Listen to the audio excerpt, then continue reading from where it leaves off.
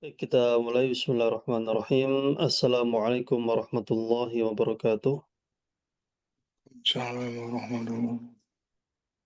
Alhamdulillah rabbil alamin. Wabihi nasta'inu ala umuri dunya wa din. Assalatu wassalamu ala ashrafil anbiya'i wal mursalin. Nabiyina Muhammadin wa ala alihi wa sahbihi ajma'in. Allahumma alimna ma yanfa'una wa zidna ilman wa amala. Allahumma amin. Alhamdulillah, kembali kita bersyukur kepada Allah Subhanahu wa taala atas limpahan rahmat, berkah dan karunia-Nya.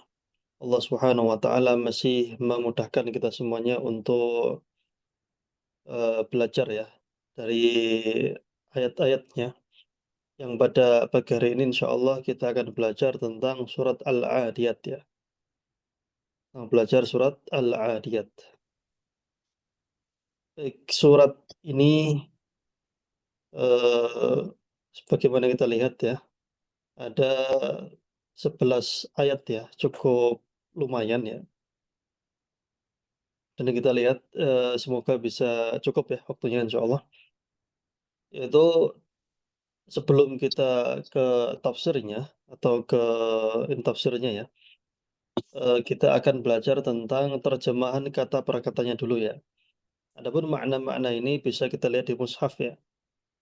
Coba kita akan membandingkan ya antara terjemah yang di sini dan yang di sini, biar biar apa, kita bisa melihat perbandingan terjemahan dalam bahasa Indonesia dan pemaknaannya dalam bahasa Arab. Jadi, teman-teman yang dirahmati oleh Allah Subhanahu wa taala, dalam mentafsirkan ayat itu ada beberapa metode dan beberapa macam ya. Tidak bisa kita mentafsirkannya dengan pikiran kita atau dengan apa ya, dengan pikiran kita atau dengan kemauan kita, itu tidak boleh ya, tidak sah. Karena kalau setiap orang mentafsirkan Al-Quran dengan keinginannya, maka ya setiap orang akan membuat hukum sendiri-sendiri. Namun metode mentafsirkan Al-Quran itu yang pertama adalah Al-Quran ditafsirkan dengan Al-Quran. Ayat ditafsirkan dengan ayat. Jadi seperti itu. Misalnya dalam Al-Fatihah, siratal ladzina an'amta 'alaihim. Siapa an'amta 'alaihim? Siapa yang Allah berikan kenikmatan kepada mereka? Ya, di ayat yang lain Allah menyebutkan apa? Ulaikal ladzina an'amallahu 'alaihim minan nabiyyin was-siddiqin wasyuhada was-sholihin. Jadi merekalah orang-orang yang Allah berikan kenikmatan dari golongan para nabi, para orang-orang yang siddiq jujur, orang-orang yang soleh ya. Ini adalah tafsirnya ya, apa namanya, orang-orang yang Allah beri nikmat ini tafsirannya siapa? Bukan A, bukan B, bukan C, tapi, Allah menyebutkan di ayat yang lain. Jadi Allah menyebutkan ayat, kemudian ditafsirkan dengan ayat yang lain. Kemudian metode yang kedua adalah menafsirkan Al-Quran dengan hadis-hadis dari Rasulullah Sallallahu Alaihi Wasallam. Mentafsirkannya dengan hadis-hadis dari Rasulullah Sallallahu Alaihi Wasallam ya. Seperti misalnya sholat waqimus sholat misalnya, dirikanlah sholat. Sholat yang dimaksud ini seperti apa, berapa rakaatnya, kapan waktunya, apa doa-doanya, itu dibahas dalam, apa namanya, hadis-hadis Nabi Shallallahu Alaihi Wasallam. Kemudian mentafsirkan Al-Quran dengan, eee, perkataan para sahabat. Kenapa perkataan para sahabat? Karena ya para sahabat ini menyaksikan turunnya ayat. Mereka melihat bagaimana asbabun nuzul itu dengan mata kepala sendiri. Dan juga mereka itu kebanyakan memang mendapatkan kabar dari Rasulullah Sallallahu Alaihi Wasallam. Hanya saja mereka nggak apa ya, nggak tasrih ya, tidak mengatakan dengan sorohah, dengan blak-blakan ya, tapi mengatakan, apa namanya, seringkali mengatakan, "Dulu di zaman Nabi Shallallahu Alaihi Wasallam begini dan begitu." Maksudnya adalah ketika ayat ini turun, penjelasannya begini dan begini. Nah, ini para sahabat mengambil dari Nabi, tapi mereka menjelaskan dengan bahasa mereka. Ada juga metode mentafsirkan dengan apa, eee, dengan kosakata bahasa Arab itu sendiri. Baik, kita akan mencoba membandingkan, terjemahnya kata per kata ya, ini kurang lebih terjemahan di sini standar Depak ya, Departemen Agama atau mushaf-mushaf yang ada mushaf terjemahan lah, rata-rata mirip-mirip lah ya. Baik, kita akan terjemahkan dengan, jika diterjemahkan dalam bahasa Arab itu bagaimana. Jadi ada dalam bahasa Indonesia ada KBBI ya, KBBI. Dalam bahasa Arab pun juga ada KBBI, tapi bukan KBBI istilahnya, istilahnya adalah Lisanul Arab, ya semacam itu.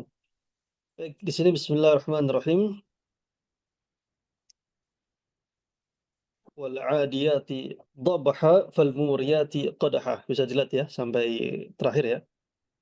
Fal mughirati subha fa atharna bihi naqa'a fa wasatna bihi jam'a innal insana li rabbih lakanud wa innahu 'ala dhalika lasyahid wa innahu li hubbil khairi lasyadid. Afala ya'lamu idza bu'thira ma fil qubur wa hussila ma fis sudur inna rabbahum bihim yawma idzin lakhabir. Demi kuda perang yang berlari kencang dan terengah-engah, dan kuda yang mencetuskan api dengan pukulan kakinya, dan kuda yang menyerang tiba-tiba di waktu pagi. Maka ia menerbangkan debu dan menyerbu ke tengah-tengah kumpulan musuh. Nah, ini pembukaan ayat ya. Pembukaan ayat sampai di sini. Kemudian inti dari ayatnya adalah ya di sini kan nanti kita bahas ya bahwasannya Allah bersumpah dengan macam-macam, kemudian intinya yang ingin disampaikan adalah sesungguhnya manusia sangat ingkar dan tidak berterima kasih kepada Tuhannya. Dan sesungguhnya manusia itu menyaksikan sendiri keingkarannya. Dan sesungguhnya ia sangat bakhil karena cintanya kepada harta. Maka apakah dia tidak mengetahui apabila dibangkitkan apa yang ada dalam kubur dan dilahirkan apa yang ada dalam dada. Sesungguhnya Tuhan mereka pada hari itu Maha mengetahui keadaan mereka. Baik. Sebelum kita lanjutkan pelajarannya, ada sedikit informasi yang ingin kami sampaikan. Bapak Ibu sekalian yang ingin mulai menghafalkan Al-Quran, ingin mengisi hatinya dengan cahaya dari firman Allah Subhanahu wa Ta'ala, serta memperbaiki bacaannya sehingga menjadi contoh yang bisa dibanggakan oleh anak-anaknya. Di sini kami menghadirkan program tahfidz dan tahsin Al-Quran bersama para ustadz dan ustadzah yang telah memiliki sanad Al-Quran, sehingga kita semuanya bisa belajar langsung kepada ahlinya. Bapak Ibu sekalian bisa menyetorkan hafalan kepada ustadz dan ustadzah yang memang ahli di bidang tajwid, sehingga mendapatkan arahan yang benar. Tidak hanya sekedar menghafal dan memperbaiki bacaan, program ini juga membantu Bapak Ibu sekalian untuk belajar bahasa Arab dari doa sehari-hari. Sehingga ibadah kita menjadi semakin berkualitas, hati kita pun menjadi semakin tenang. Segera daftarkan diri Anda, klik link pelajari selengkapnya di bawah ini. Jazakumullah khairan wa barakallahu fikum. Ini kita bahas ya satu persatu. Ya, wal adiyat terjemahannya adalah demi kuda yang berlari kencang. Kalau kita lihat maknanya di sini,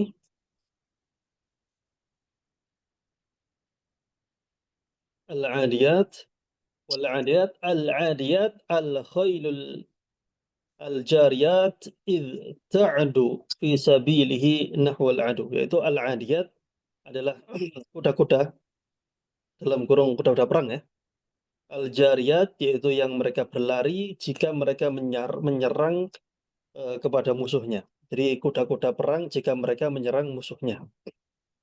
Jadi begitu ya, kuda-kuda perang. Dan memang untuk berperang kendaraan zaman dulu ya kuda yang paling masyhur ya.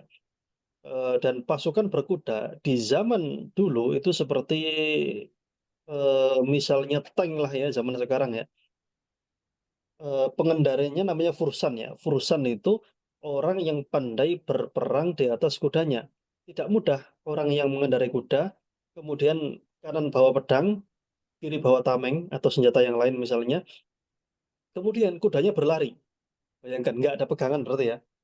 Tidak ada pegangan apa namanya? Pegangan setangnya nggak ada ya.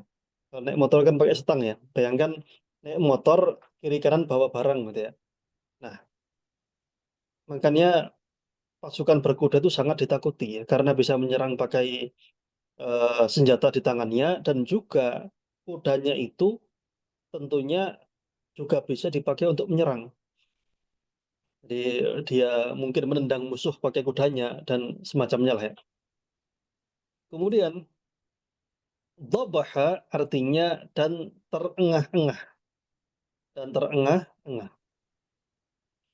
Nah, di sini dhabaha dhabhul khaili. Dhabah ya, dhabaha ya tadi ya.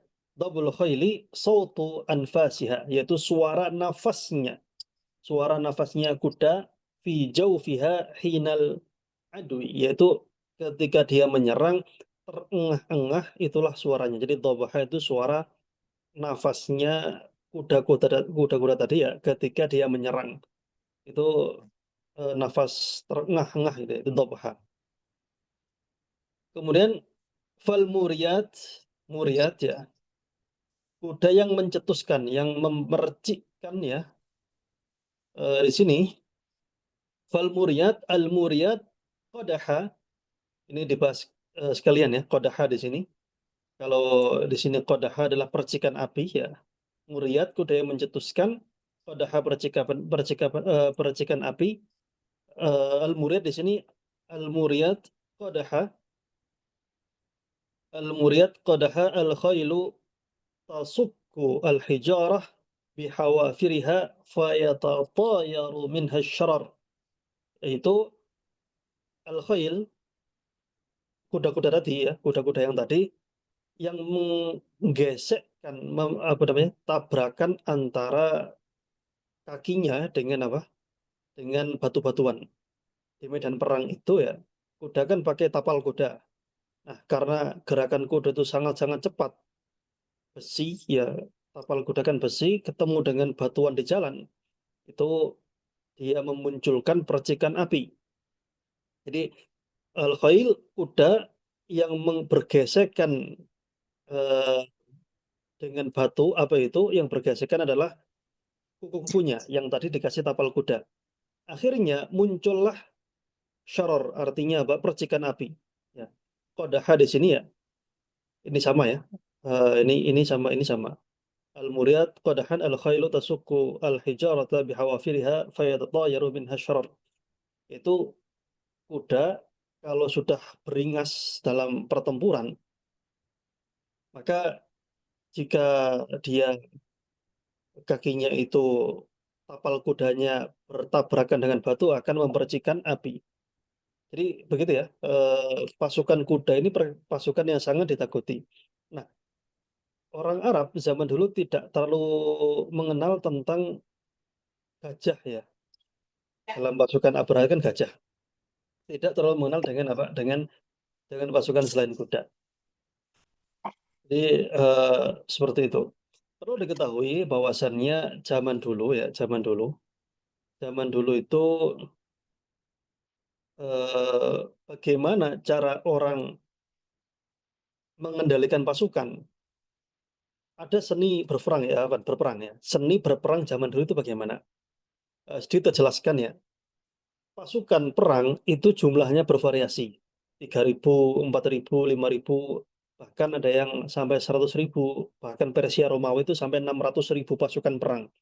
Nah, zaman dulu kan nggak ada walkie-talkie, nggak ada telepon, nggak ada apa lagi, nggak ada alat komunikasi modern ya. Gimana caranya mengendalikan 100.000 orang itu lebih dari apa, seukuran stadion yang besar ya. 100.000 orang itu bagaimana cara mengendalikannya, terus bagaimana cara menghitungnya. Ini ada seninya ya. Jadi cara menghitungnya adalah dengan melihat bentuk pasukan untuk memudahkan perhitungan dan strategi. Pasukan itu jika 1.000 itu formasinya gimana? Kelihatan dari jauh ya. Misalnya bentuk agak melingkar kah, mengotak kah, persegi panjang atau kubus atau berapa kali berapa gitu ya. Itu ketahuan apa namanya, musuh kalau mengintai dari jauh ya. Ini berapa jumlah pasukannya ini? Ya dilihat bentuknya bagaimana, bentuk pasukannya. Oh, bentuknya begini, berarti jumlahnya 3.000 misalnya. Ada berapa bentukannya? Ada 10 bentukan, 10 modelnya sama, 3.000-an. Berarti kalau 10 kan 30.000. Nah, itu cara menghitung pasukan ya. Nah, bagaimana cara mengendalikan mereka? Jadi setiap, batalion atau setiap pasukan, perkumpulan beberapa itu ada namanya, bendera atau royah ya, bendera. Bendera yang ini menjadi patokan pasukan untuk, mengubah arah, para prajurit. Kalau bendera itu condongan ke sana berarti instruksi untuk apa, gerak ke sana. Kalau bendera ke sini ya pasukan bergerak ke sini gitu ya. Kalau bendera itu berisyarat gini, misal diputar atau gimana gitu ya. Intinya satu gerakan bendera itu ada maknanya yang bisa dipahami oleh seluruh pasukan, ya kayak joystick lah ya, kayak kayak joystick ya kalau kita main mobil remote control ya, main mobil apa, RC ya, mobil remote itu kan ada stick-nya ya. Lah joystick itu seperti itu fungsinya. Di zaman dulu seperti itu ya. Nah, kalau zaman sekarang kan ada telepon, ada walkie talkie, gampang ya. Kalau zaman dulu itu ya nggak ada gitu ya. Ya jadinya ya pakai alat-alat seperti itu ya. Ya makanya kalau bendera atau panji tadi ya, atau royah tadi itu jatuh, pasukan cerai-berai, nggak karo-karuan. Soalnya nggak tahu harus kemana. Bisa jadi pemahaman satu orang sama yang lain beda.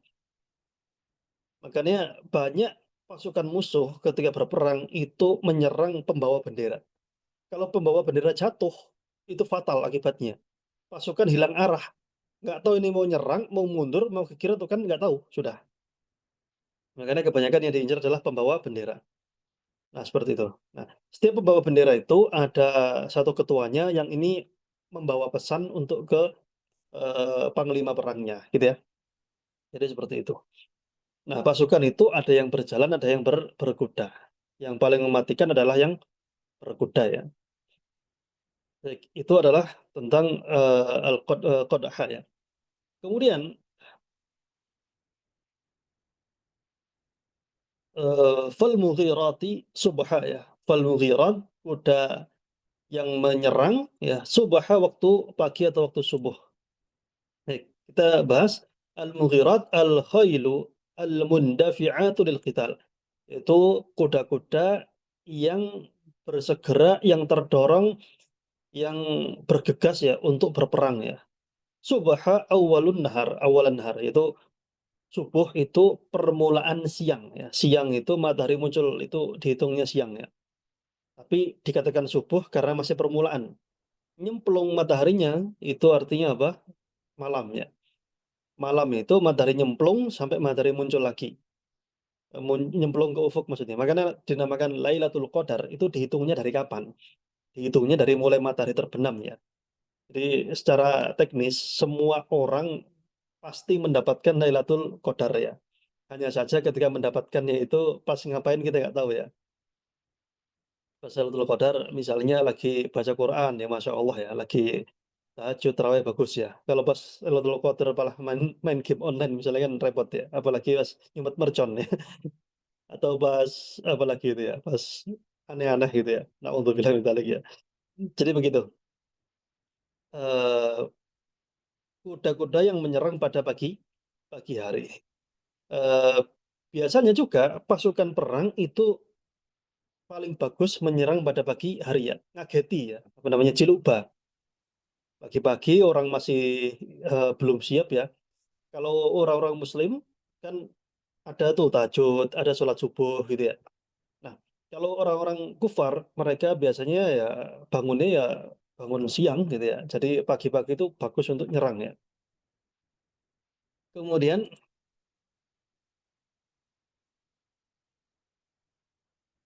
subha di sini, lawan katanya adalah masaan ya, waktu petang ya, waktu sore maksudnya, petang sebelum matahari terbenam.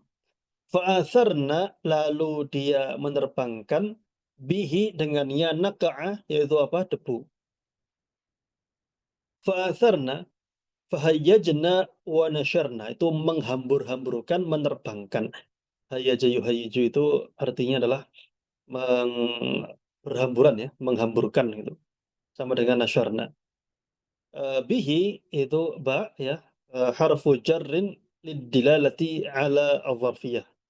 Itu dengannya artinya gitu ya, huruf jar untuk dzaraf ya. Naqa'a ghubaran muntasyiran, yaitu debu-debu yang berterbangan. Jadi teman-teman yang dirahmati Allah Subhanahu wa taala, masih seputar kuda perang ya. Kuda perang ini mereka, bertarungnya itu ya di tempat terbuka ya, rata-rata begitu. Banyak strategi perang yang zaman dulu digunakan. Itu misalnya ya, bagaimana caranya pasukan kecil bisa mengalahkan pasukan besar. Contoh seperti pasukan Tatar ya, Mongol. Itu jumlahnya luar biasa besar ya. Kemudian ketika akan menyerang Mesir yang notabene eh, kecil jumlahnya ya, bagaimana caranya untuk menghadapi pasukan sebesar itu? Cari tempat ya, atau musuh dipancing ke tempat-tempat yang agak agak tertutup, berbukit-bukit gitu. Sehingga lebih gampang pergerakannya. Pasukan sedikit, keunggulannya itu lebih gampang bergerak ya. Pasukan besar itu pergerakan lebih susah gitu ya. Jadi kalau mereka, tapi kuat ya. Kalau pasukan besar lawan pasukan kecil kok di tempat terbuka, tanah lapang, ya ya rata-rata yang menang besar ya, pasukan besarnya menang rata-rata.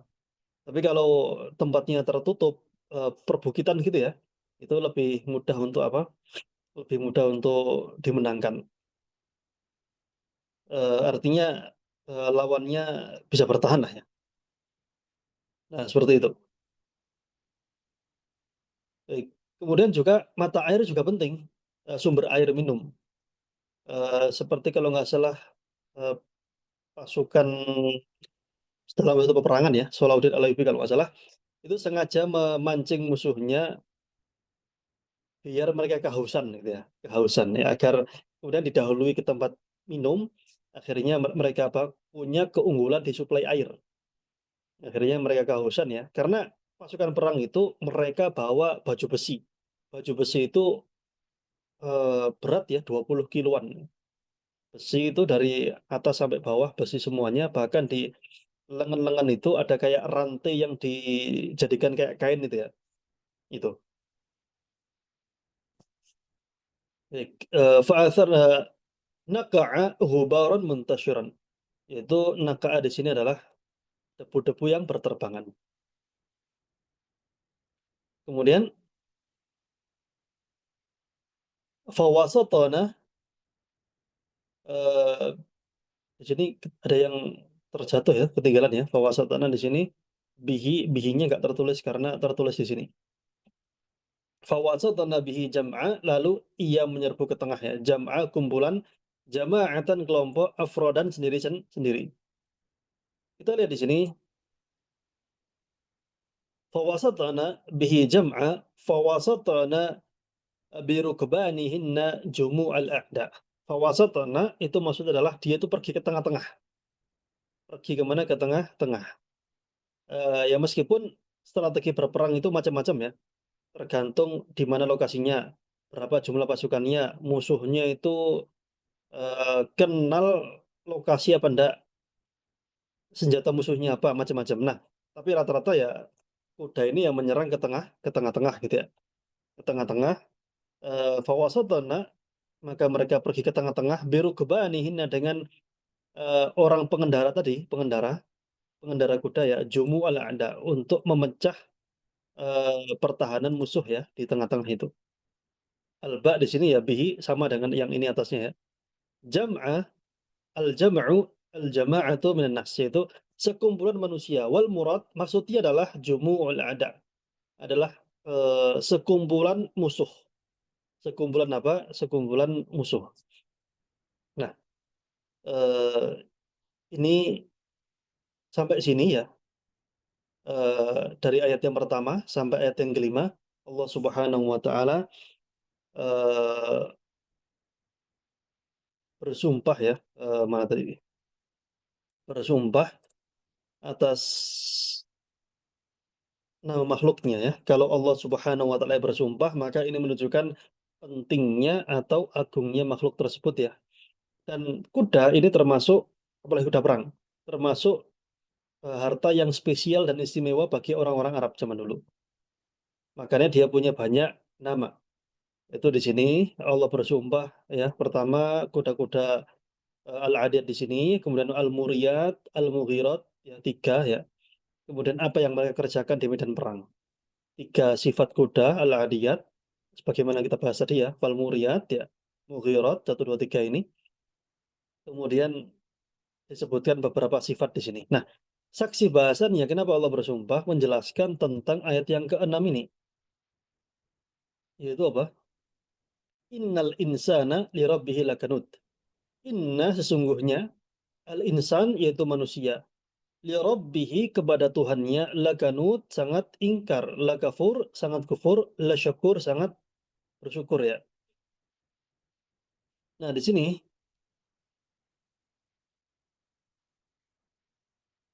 inna ya, harfu taukidin wa nasbin yufidu ta'kida madmunil jumlah. Itu huruf taukid menasabkan eh, menasabkan isim setelahnya untuk memberikan faedah penekanan dalam kandungan jumlah. Inna itu gampangannya apa? Sesungguhnya, gitu ya. Sesungguhnya kan untuk penekanan, betul-betul gitu ya. Al-insan al-dzukur wal untha min bani Adam. Insan di sini adalah laki-laki maupun perempuan dari anak Adam. Insan di sini. Baik.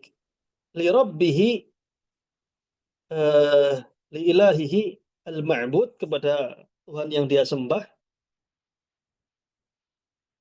la kanud, la kanud ya kanud syadidul juhud li ni'amillah.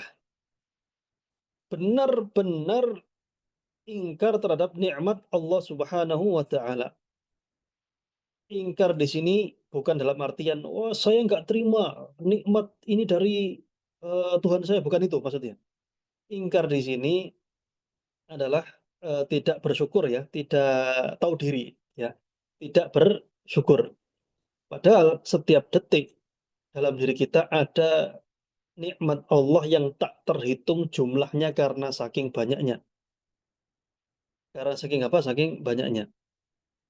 Oleh karena itu, manusia itu ya, sifat dasarnya adalah apa, sifat dasarnya adalah, suka lupa ya. Ada, plesetan ya, yaitu manusia.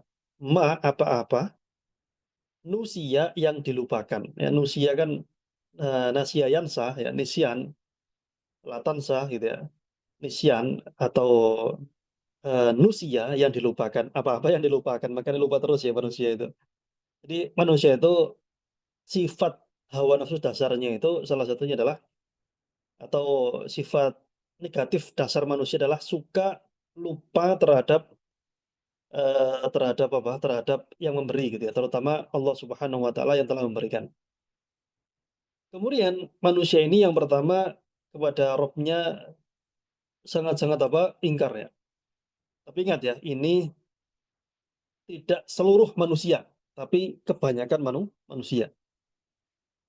Wa innahu dan sesungguhnya dia ala dzalika lasyahid. Dan sesungguhnya dia ala dzalika yang atas demikian itu lasyahid benar-benar menyaksikan. Wa innahu inna ya, di sini adalah harfu taukidin wa nasbin yufidu ta'kida madmunil jumlah. Sama dengan yang tadi ya, inna sesungguhnya gitu aja. Ala harfu jarrin yufidu ma'al isti'la al-majazi. Ala yaitu atas ya, segitu aja gampangannya. Atas dzalika, atas itu semuanya, ismu isyaratin lil mufradil mudzakkar al-ba'id yukhatabu bihil mufrad. Dzalika adalah itu ya. Hadza ini dzalika itu. Gampangannya gitu ya. Ada isim isyarah nanti. Insyaallah kapan-kapan kita bahas di, YouTube kita insyaallah. Jadi, teman-teman dirahmati oleh Allah Subhanahu wa taala, ilah syahid di sini adalah syahid muqirrun mu'tarif. Dia itu benar-benar ngakui. Jadi tadi kan dibahas tentang bahwasanya manusia itu kan ingkar terhadap Tuhannya. Dan itu mereka benar-benar yakini, mereka saksikan gitu. Jadi manusia itu sadar kalau dirinya itu sebenarnya, kurang bersyukur. Itu alam bawah sadarnya itu mengakui seperti itu. Meskipun lisannya bisa mengingkari, lisannya bisa menyangkal, tapi namanya alam bawah sadar nggak bisa dibohongi, gitu ya. Dan kebanyakan orang itu seneng sekali namanya menghibur diri ya, menghibur diri. Saya kasih contoh menghibur diri itu salah satunya gini ya, mungkin, contoh misalnya, sebagian, pelajar misalnya ya, sebagian pelajar itu, ingin melanjutkan sekolah di luar negeri misalnya ya. Kemudian, banyak yang daftar ratusan itu misalnya atau ribuan, tapi yang keterima cuma puluhan, cuma apa, puluhan, cuma puluhan, sehingga apa, sehingga yang lain nggak keterima, tapi yang lain menghibur diri, "Wah, menuntut ilmu di mana saja itu bisa ya, nggak harus di luar negeri, di dalam negeri juga yang penting semangatnya," gitu ya. Tapi dalam hatinya apa, ya menghibur diri, aslinya pengen gitu loh ya. Nah gitu, itu contoh bahwasannya ya lisan bisa mengingkari, tapi dalam hati itu sebenarnya, sebenarnya apa, sebenarnya itu ya pengen gitu loh. Contoh, saya itu beberapa bulan yang lalu beli, nasi di pasar ya, kemudian di dekat saya ada orang ngomong gini, "Wah, saya itu kalau punya duit itu malah bingung, enak itu nggak punya duit," gitu ya. Enak katanya apa, nggak punya duit, bebas gitu ya, nggak ada beban katanya. Tapi apakah itu sejujurnya? Sebenarnya enggak ya, karena mungkin dia dalam hatinya pengen ya punya duit, tapi qadarullah belum mampu. Jadi ya dengan keputusasaan menghibur diri seperti itu. Kalau dikasih duit ya pasti gelem, pasti mau ya orangnya ya, seperti itu. Jadi, juga termasuk ini ya, manusia itu sebenarnya tahu kalau nikmat Allah sama dia itu banyak gitu ya, tapi ingkar ya, berusaha menutupi dengan lisannya ya, kayak gitu ya. Kemudian, selanjutnya adalah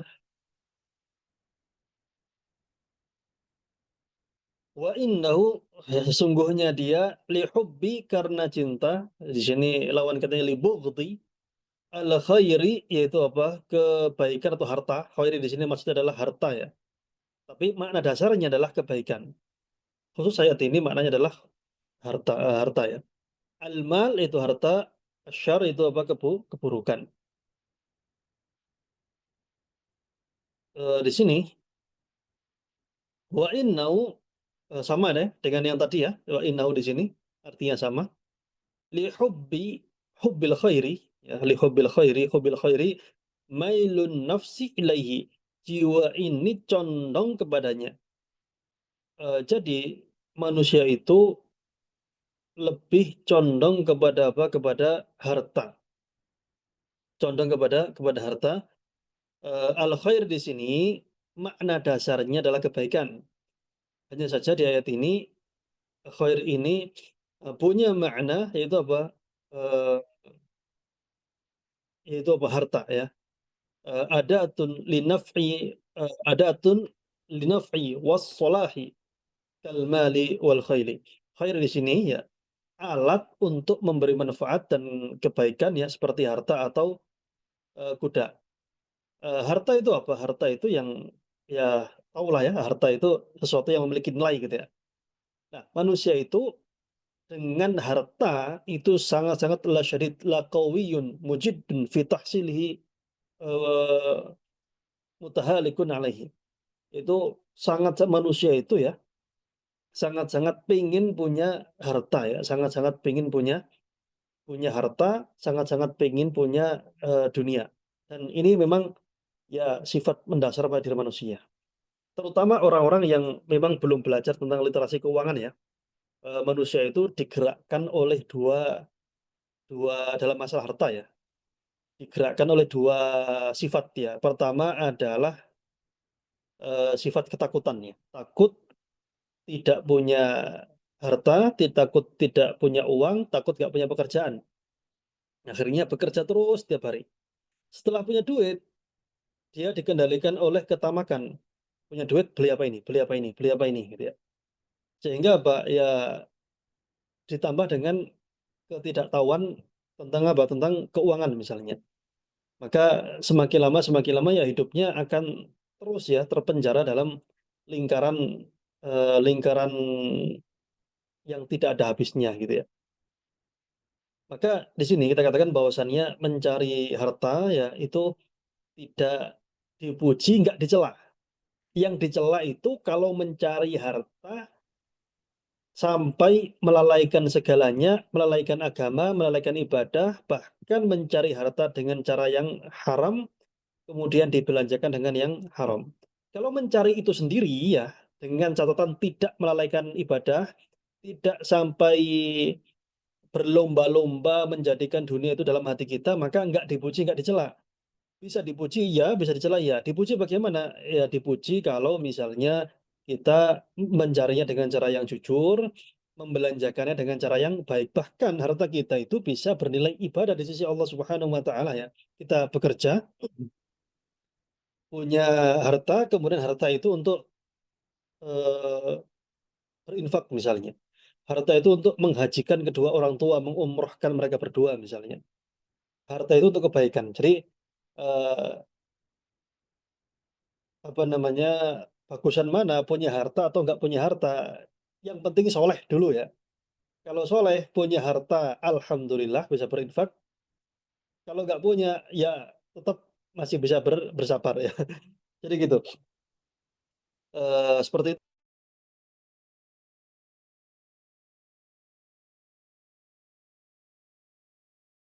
berikan, tidak dicela, tidak dipuji ya. Nah, seperti itu ya. Nah, istilah mengejar-ngejar dunia itu adalah istilah ya. Kalau kita lihat ya, banyak orang kaya, sudah kaya tapi masih ketakutan. Ketakutan apa? Ketakutan kalau dia kehilangan semuanya. Karena sudah tahu rasanya harta yang banyak, sehingga apa? Dia semakin takut kehilangan. Bahkan takutnya itu lebih daripada orang yang nggak punya apa-apa. Sangat-sangat apa? Ketakutan. Dan terus gitu ya, kita lihat banyak orang yang sudah kaya tapi masih masih berambisi gitu ya. Nah, kalau dia sudah kaya, tetap masih cari harta nggak masalah sebenarnya. Apalagi kalau hartanya digunakan untuk kebaikan, untuk di jalan Allah Subhanahu wa taala dengan catatan tidak melalaikan ibadah yang tadi ya. Baik, seperti itu. Kemudian afala ya'lamu, maka apakah dia tidak mengetahui idza itu apabila hina ketika bu'thira dibangkitkan atau di sini ukhrija dikeluarkan, dufina dikuburkan. Ma apa yang fil kubur dalam kubur, fil maqabir dalam kuburan. Kubur sama maqabir itu sama ya. Nah, maknanya dalam bahasa Arab ya. Afala ala di sini ya. Ada tuh ada tun ja'at huna litakhsis yaitu untuk mengkhususkan ya. Ya'lamu ya'rifu wa yudriku. Ya'lamu artinya ya'rifu yaitu mengetahui dan mendapati. Idza artinya apabila gitu aja ya. Dzarfun yadullu fi aktsaril halat ala zamil mustaqbal. Idza itu untuk masa depan. Apabila nanti-nanti gitu ya berarti ya. Bu'thira uthira wastukhrija yaitu dikeluarkan dibangkitkan ya. Ma ismul mausul isim mausul fi ya sama ya artinya di gitu ya. Huruf jar ya. Maknanya adalah menunjukkan tempat ya fi di gitu ya. Al-kubur jam'u qabrin wa qabrul insan maudhi'u dafnihi. Al-kubur adalah jamak dari kubur ya. Kubur, qabr ya. Jamak dari qabr yaitu kuburan. Wa qabrul insan, kuburan manusia adalah tempat dia dimakamkan gitu ya. Tempat dia dimakamkan. Baik. Kemudian wa hussila dan dilahirkan dalam kurung ditampakkan ya. Wa uzhira dan dizahirkan, wa ukhfiya disembunyikan. Baik. Fis sudur dalam dada, fil qulub dalam hati.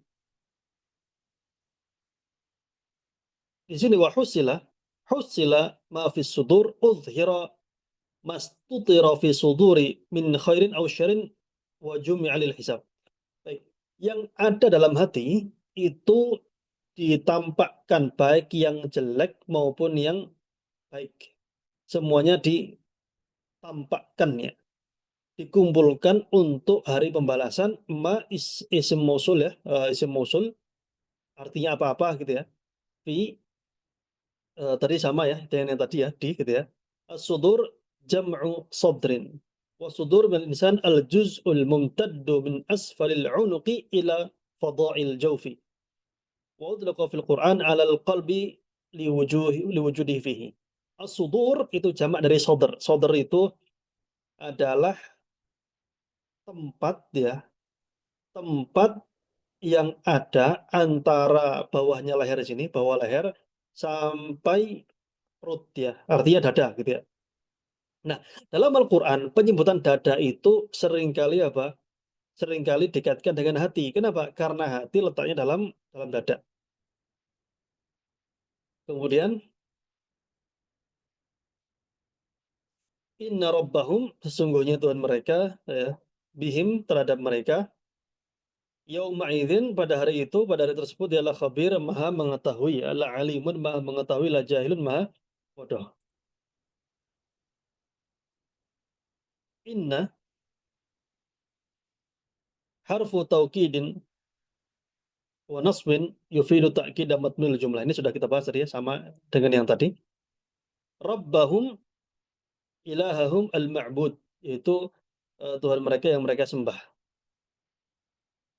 Tuhan mereka yang mereka sembah.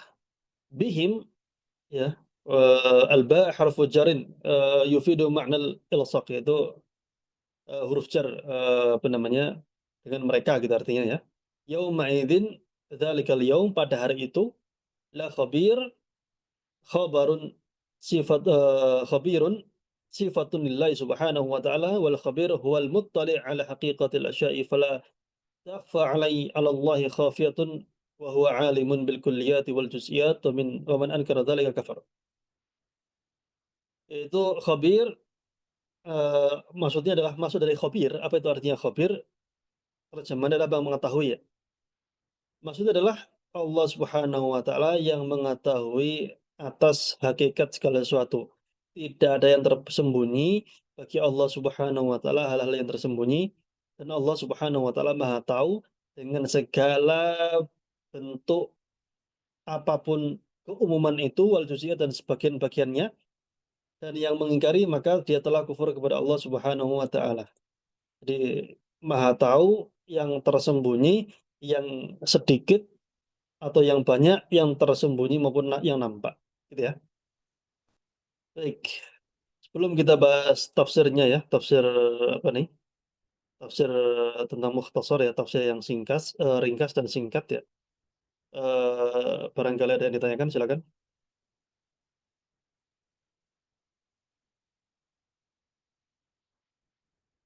Assalamualaikum.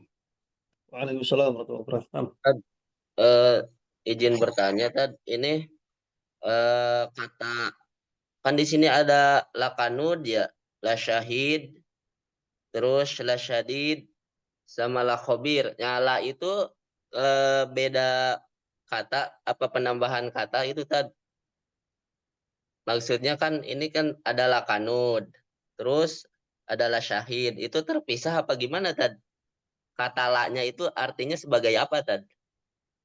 Baik, la di sini bukan bagian dari, jadi tadi ya di sini, mana tadi? La kanut, lam La di sini itu berdiri sendiri. Artinya dia di sini lam untuk taukid ya, lam untuk penekanan. Oh, Benar-benar gitu artinya. Nah, kalau di sini la syahid ya, syahid itu artinya menyaksikan. La syahid benar-benar menyaksikan. oh ya. Berarti Kemudian buat penekanan ya, aja ya, Tad, ya? ya betul. Syadid itu syadid itu benar-benar menggenggam. Menggenggam saja. Tapi kalau la syadid, apa namanya, benar-benar menggenggam gitu ya. La khabir, kalau khabir saja itu adalah mengetahui. Tapi kalau la khabir itu benar-benar mengetahui. Jadi artinya sama dengan inna ya. Oh, ya. Cuma inna di sini nggak bisa masuk. Bisa masuknya ke la gitu ya. Taukid artinya, penekanan. Oh, Nah, ya. Syukran, Tad. Evan.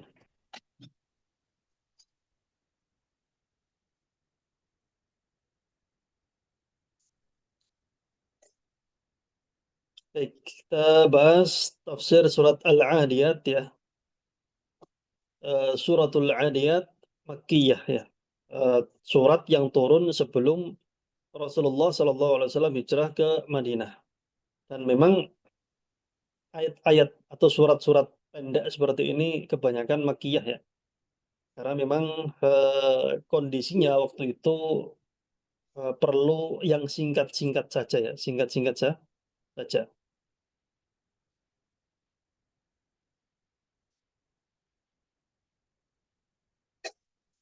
Oh sebentar, ada pertanyaan tadi ya di kolom komentar. Huruf tauhid, bukan tauhid ya, huruf taukid. Tauhid sama taukid beda. Tauhid itu ya bertauhid ya, mengesahkan Allah Subhanahu wa taala. Kalau taukid, taukid itu menekankan ya, menekankan.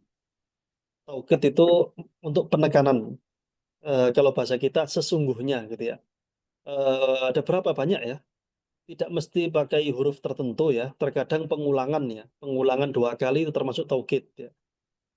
Misalnya, contoh misalnya udkhul, udkhul masuklah. Kita sebutkan 2 kali, udkhul, udkhul itu termasuk taukid ya. Ada pakai inna sesungguhnya, ada pakai lam yang barusan kita bahas. Ada juga pakai kulluhu misalnya, dakhalat tullabu kulluhum, gitu ya. Ajma'un ya misalnya dan lain sebagainya. Baik. Kembali ke surat ini ya, yang Makkiyah tadi. Min maqasidis surah, di antara maksud dan tujuan surat ini ya, intisarinya gitu ya, bayanu sifatil insan fi ihtimamatihi dunyawiyah, penjelasan tentang sifat manusia, tentang apa perhatiannya kepada harta. Tapi bedakan ya, antara orang yang memang sedang kesulitan dalam masalah harta dan punya banyak tanggungan. Ini bekerjanya itu harus lebih semangat lagi. Seringkali begini ya, seringkali itu orang malas ketemu, terutama eh, kepala keluarga mungkin ya. Kalau ada yang malas ya, orang laki-laki pemalas, ketemu ungkapan jangan mengejar dunia. Wah, itu alasannya loh, katanya Pak Ustadz nggak boleh ngejar dunia, berarti saya santai-santai aja, bukan gitu maksudnya. Seringkali kan gitu ya.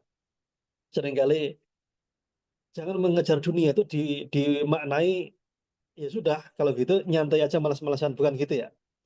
Yang mengejar dunia itu maksudnya adalah jangan sampai terlalaikan oleh dunia dalam akhirat ya. Kerja yang semangat tapi jangan apa? Jangan sampai lupa dengan kehidupan akhirat. Allah Subhanahu wa taala itu tidak hanya memuji orang yang beribadah sholat di masjid saja, tapi juga memuji orang-orang yang kerja di tempat kerjanya ya, yang berjual beli bahkan di pasar ya, tapi mereka ketika sholat ya sholat gitu ya. Rijalun la tulhihim tijaratun wala bai'un an dzikrillah. Yaitu yang Allah puji laki-laki yang mereka dalam jual belinya, dalam bisnisnya nggak lupa dengan mengingat Allah Subhanahu wa taala. Jadi jangan sampai dijadikan alasan, oh kita kan nggak boleh kejar dunia. Jangan sampai dijadikan apa? Alasan untuk bermalas-malasan ya. Gitu. Baik. Tadhkiran lahu bima'alihi, dan mengingatkan juga kepadanya, kepada si manusia ini dengan tempat kembalinya, yaitu di akhirat nanti. Wa ba'atsan lahu ala tashihi masarihi, dan juga kebangkitan ya, dibangunkan eh, untuk membenarkan apa? Jalannya, untuk apa? Untuk manusia itu membenarkan jalannya gitu ya, untuk memperbaiki jalannya. Tafsir ayat yang pertama ya, aqsamallahu bil khairil lati tajri hatta yusma'a li nafsiha sautun min syaddatil jari. Allah Subhanahu wa taala bersumpah dengan kuda yang berlari, yang menyerang musuhnya sampai terdengar hawa nafasnya ya. Terdengar terengah-engah nafasnya karena berlarinya sangat-sangat kencang. Ayat yang kedua, waqsama bil khailil lati tuqidu bihawafiriha an-nara idza lamasat biha as-suhur li syiddati waq'iha 'alaiha. Itu Allah Subhanahu wa taala bersumpah dengan, kuda ya, kuda-kuda yang menyalakan api karena percikan percikan kuku-kukunya ya, karena saking apa ya, saking kerasnya, cepatnya dia berlari, kukunya itu bergesekan dengan batuan, akhirnya apa, akhirnya memercikkan api. Ayat yang ketiga, waqsama bil khailil lati tughiru 'alal a'da waqtas sabah. Allah Subhanahu wa taala juga bersumpah dengan apa, dengan kuda yang menyerang musuhnya pada waktu pagi, ya, pada waktu apa, pagi. Karena kalau malam itu perang otomatis berakhir ya, kalau zaman sekarang kan enggak ya. Zaman dulu, perang itu malam selesai rata-rata ya, rata-rata malam selesai kebanyakan. Karena apa namanya, zaman itu nggak ada lampu ya, paling ada obor. Ada sebagaimana kisah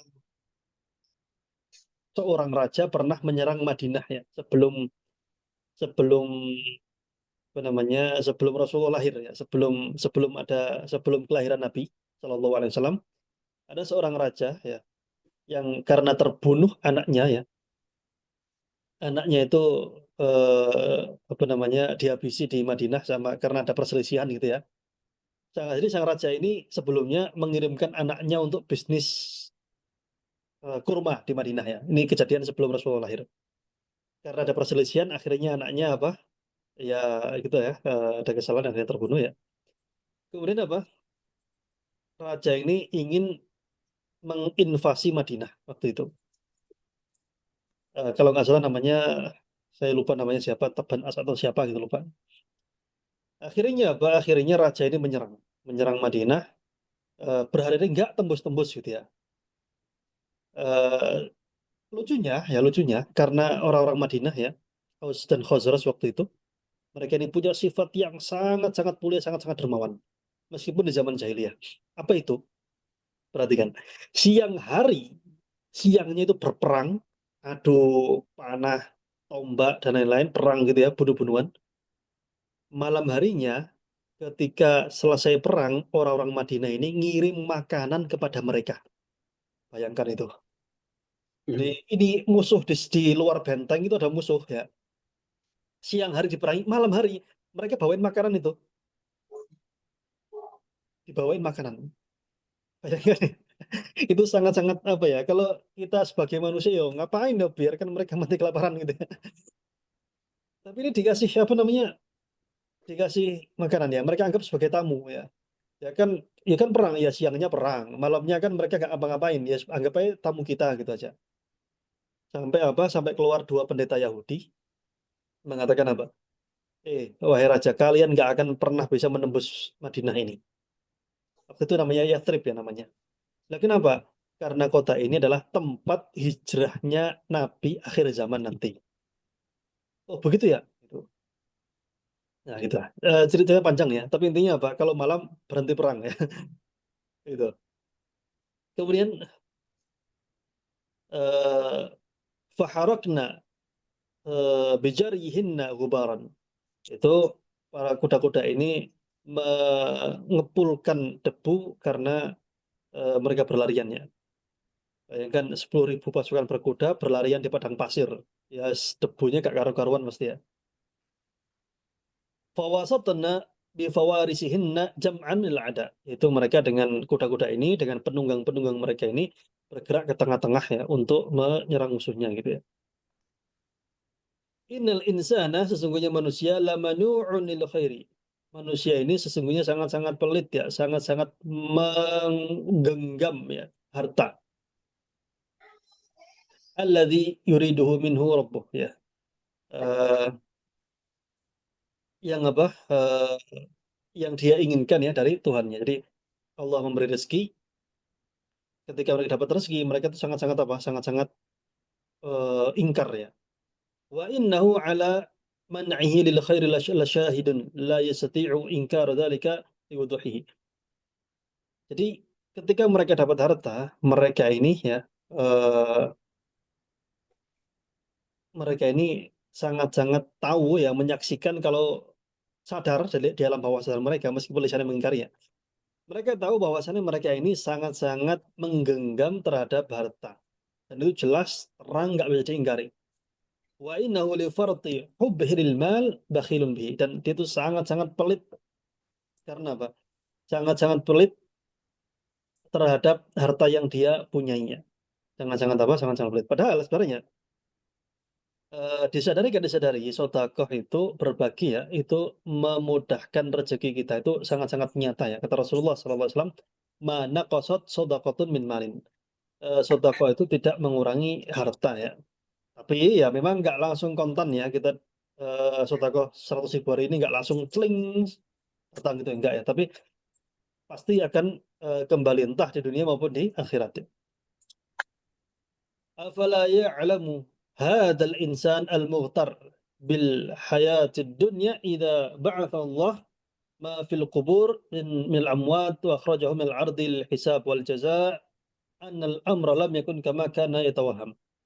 Tidaklah manusia itu mengetahui ya, manusia yang tertipu dengan dunia ini tidaklah mereka mengetahui bahwasannya Allah Subhanahu wa taala akan membangkitkan apa-apa yang ada dalam kuburan dari orang-orang yang sudah meninggal, dan Allah akan mengeluarkan mereka semuanya dari dalam bumi ya untuk hari perhitungan dan pembalasan. Bahwasannya perkara kehidupan ini tidak seperti yang mereka kira. Banyak orang mengira ya, terutama orang-orang yang jahiliyah dulu ya, hidup ini ya untuk cari duit kemudian senang-senang. Tidak seperti itu ya. Wa ubriza wa buyyina ma fil qulubi minan niyat wal i'tiqadat wa ghaiha.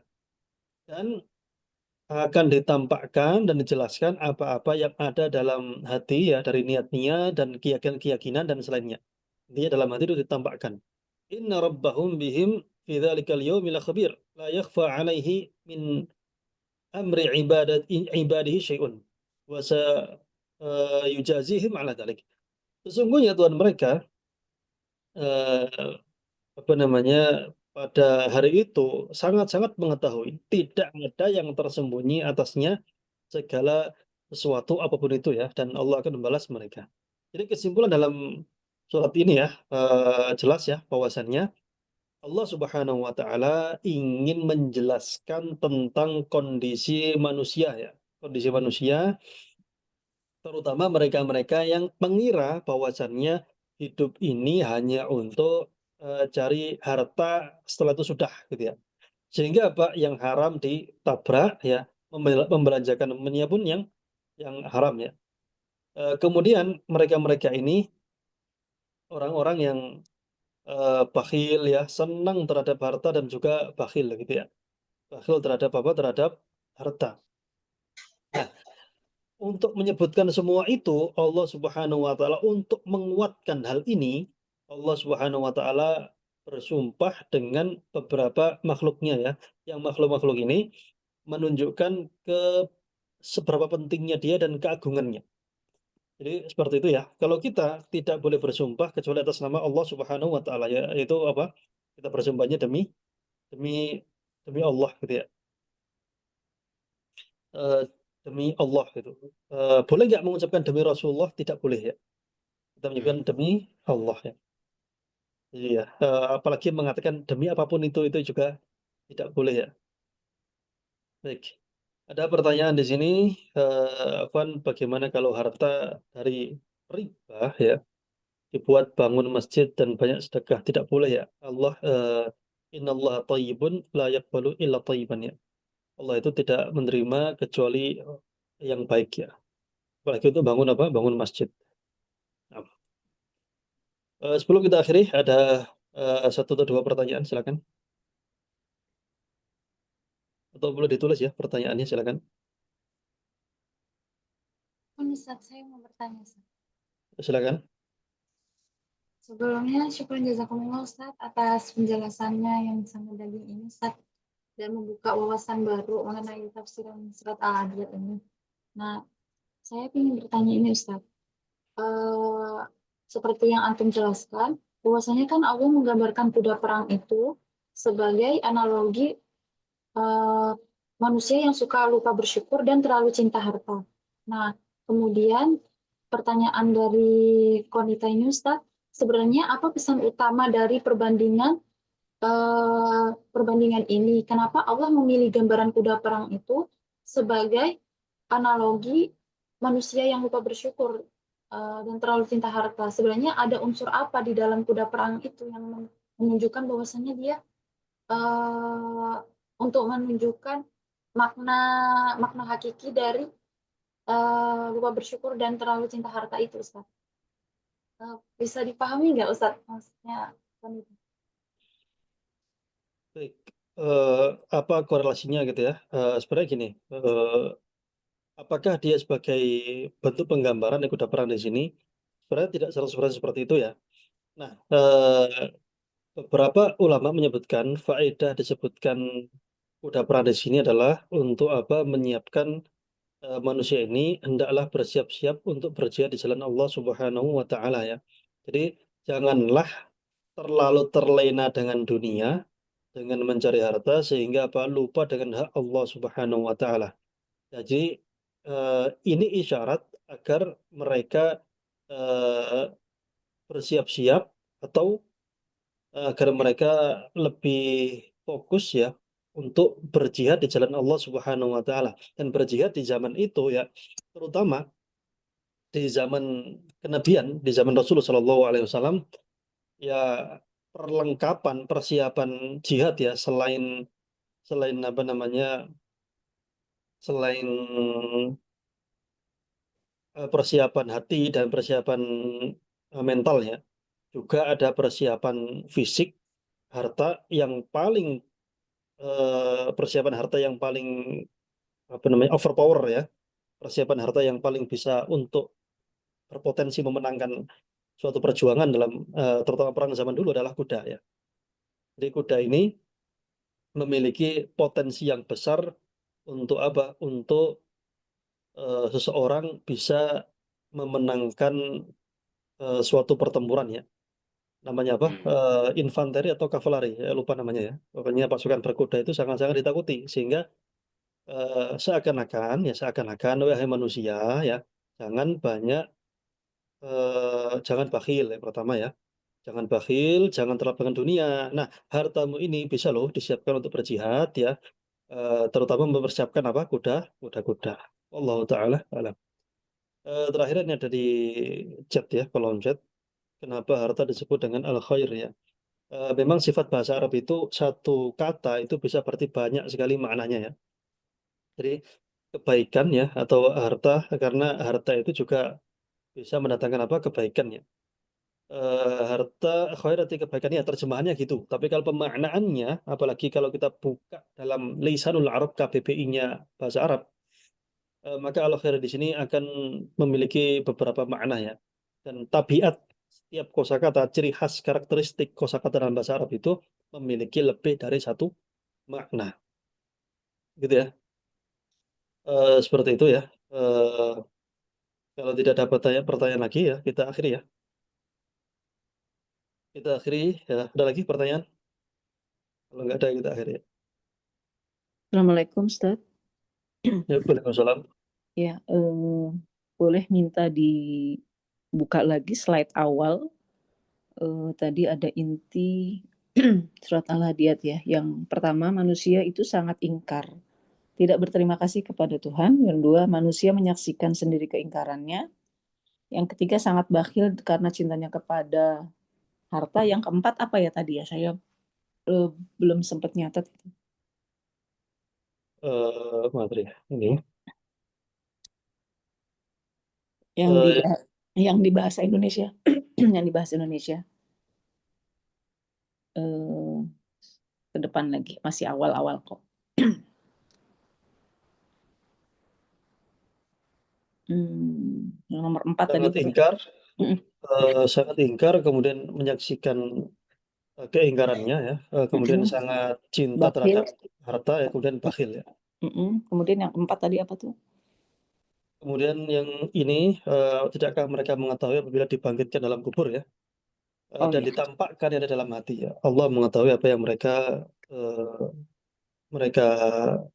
perbuat gitu ya, apapun yang mereka perbuat Allah mengetahui.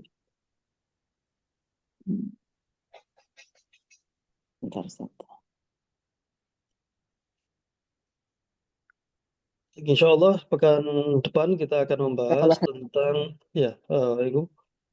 Pekan depan insyaallah kita membahas tentang surat, Al-Zalzalah ya. Al-Zalzalah ini cukup panjang juga ayatnya, enggak panjang-panjang, 8 ayat sepertinya. Baik, demikian yang dapat kita sampaikan. Jazakumullah khairan, barakallahu fikum atas perhatiannya. Semoga yang kita pelajari, bermanfaat ya. Akhiri Amin. subhanakallahumma rabbana bihamdika asyhadu an la ilaha illa anta astaghfiruka wa atubu ilaik. Assalamualaikum warahmatullahi wabarakatuh. Waalaikumsalam. Waalaikumsalam.